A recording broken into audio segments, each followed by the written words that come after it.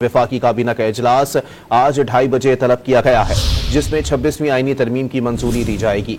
वज़ीर आज़म शहबाज शरीफ की ज़ेर सदारत वफाकी काबीना का इजलास इस्लामाबाद में मुनक्किद हुआ, जिसमें वज़ीर कानून व इंसाफ ने 26वीं आईनी तरमीम पर तफसीली ब्रीफिंग दी।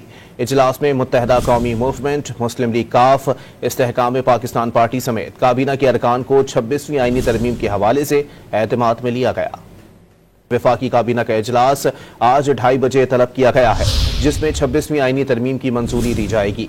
वज़ीर आज़म शहबाज शरीफ की ज़ेर सदारत वफाकी काबीना का इजलास इस्लामाबाद में मुनक्किद हुआ, जिसमें वज़ीर कानून व इंसाफ ने 26वीं आईनी तरमीम पर तफसीली ब्रीफिंग दी।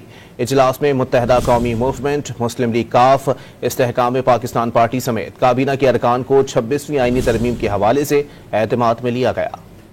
वफाकी काबीना का इजलास आज 2:30 बजे तलब किया गया है, जिसमें 26वीं आईनी तरमीम की मंजूरी दी जाएगी। वज़ीर आज़म शहबाज शरीफ की ज़ेर सदारत वफाकी काबीना का इजलास इस्लामाबाद में मुनक्किद हुआ, जिसमें वज़ीर कानून व इंसाफ ने 26वीं आईनी तरमीम पर तफसीली ब्रीफिंग दी।